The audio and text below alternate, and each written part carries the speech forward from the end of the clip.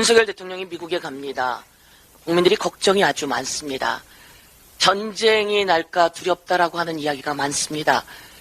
아들을 군에 보낸 어머니의 걱정도, 그리고 경제인의 걱정도 많습니다. 지금 중국에서 일하고 있는 경제인들은 어마어마한 피해를 보고 있다고 호소하고 있습니다. 그리고 러시아에서 일하고 있는 기업인들은 하루하루가 두렵다고 합니다. 이것은 윤석열 대통령의 말 한마디가 대한민국 경제와 대한민국 안보에 얼마나 큰 위협을 주었는지 나타내고 있습니다. 이와 관련한 언론 보도도 계속되고 있다는 말씀 드리겠습니다. 윤석열 대통령, 이번에는 미국에 가기도 전에 이렇게 엄청난 사고를 쳤습니다.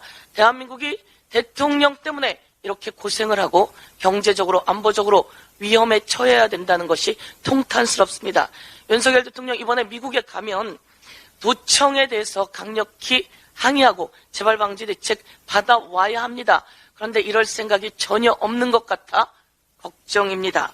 그리고 IRA와 반도체 지원법 관련해서 우리 기업이 피해를 보지 않도록 철저히 국익의 관점에서, 실리적 관점에서 대응책을 받아와야 합니다.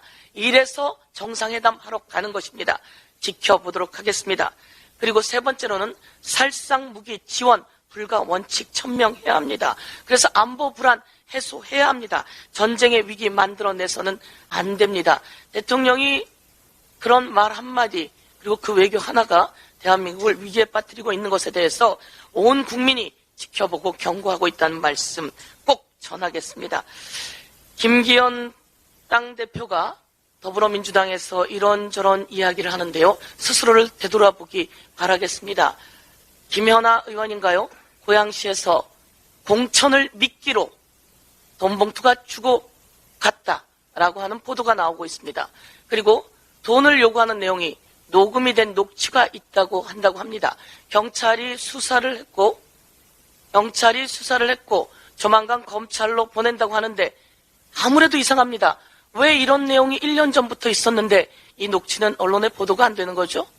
왜 이런 돈 봉투는 이야기가 안 되고 있었던 거죠? 저는 박순자 의원이 공천을 미끼로 돈 봉투를 요구했던 내용, 그래서 구속되어 있고, 하영재 의원이 공천을 미끼로 돈 봉투를 요구했던 내용들, 이런 내용이 조용히 가고 더불어민주당엔 엄청난 충격으로 왔던 것들을 비교하지 않을 수 없습니다. 이 내용 낱낱이 세상에 밝히고 국힘당이 이에 대해서 어떻게 하는지 보겠습니다. 당장 조치해야 되는 거 아닙니까? 더불어서 당장 즉각적인 조치를 요구하면서 국힘당 김기현 당대표는 정강훈 목사에게 도움을 요청했고, 전당대회 시 정강훈 목사는 공천관리위원장 인선 시 자신의 동의를 받아라 라고 하는 요구를 했다고 하는데요.